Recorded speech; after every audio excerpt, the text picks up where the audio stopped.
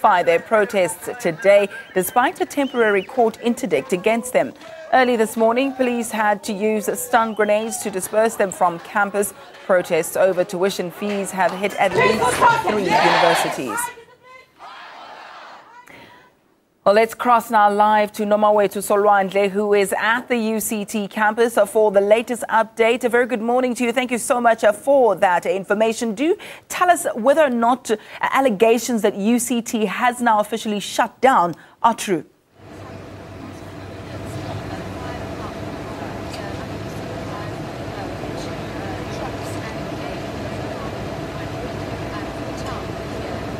Well, a very good morning to you, Ayanda. I can confirm that the situation is still a bit tense here at UCT. We arrived at about 6:30 this morning, and already there was a group of students at this entrance just behind me that were blockading the entrance with burning tires. Soon after that, about 3 police vans arrived, and they told the students that they need to move, and they were not allowed to do this following the court interdict yesterday.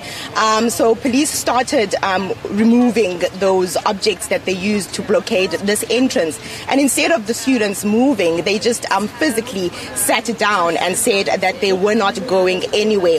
After that, the fire truck arrived to douse those flames from those burning tires. So the situation is still a bit tense. Just before we crossed live to you, Ayanda, another police vehicle arrived here. Now, this comes after last night there was a clash with police as well. Like you said, stun grenades had to be used to disperse the crowd. About 20 students were arrested yesterday.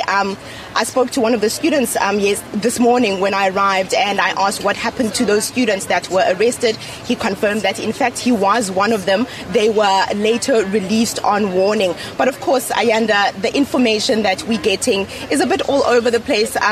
We still need to verify most of it. Like I said, that's the information we're getting from the students at the moment. I just want to move out of shot to just give you a sense of what's happening here. The police have just moved in to tell the students that they do need to move. It seems like the police has the court interdict in his hand, probably about to read it to the students, but we'll obviously have to take a closer look at what's going to unfold here. As you can see, students physically sitting down and saying that they will not move, and of course we'll be watching this story very closely, Ayanda, as it unfolds during the day. And I suppose I have to hand back to studio because we have to watch what's going to happen here, Ayanda. So, Nomawethu, before I release you, we've heard from the students and we can see police officers there. What word from officials at the university?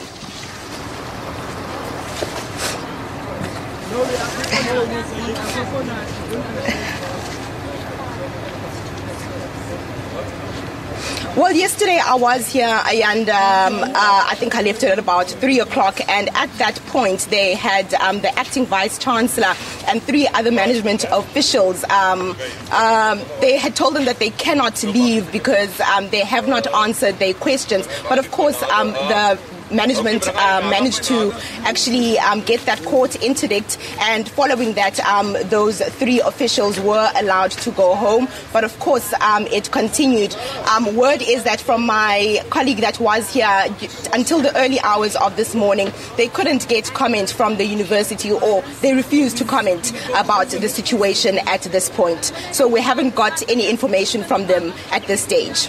Nomawethu, I almost don't want to let you go because we're seeing the scenes unfold there live, and my question is, what will police officers do next? You have indicated that the situation has been tense overnight, well into this morning as well. We do know that police officers had to eventually use a stun grenade to try and disperse the crowd there. Yeah. Perhaps we can just take another glimpse at what's happening there, the situation happening live as we speak. We will continue to dip in and out of proceedings there to find out what will happen. As you can see, the students there are quite defiant. They will not be moved. They are sitting in there, and police officers are appearing to have what we believe is a court interdict, calling on the students to disperse. So that is a story we will continue to watch very closely for you.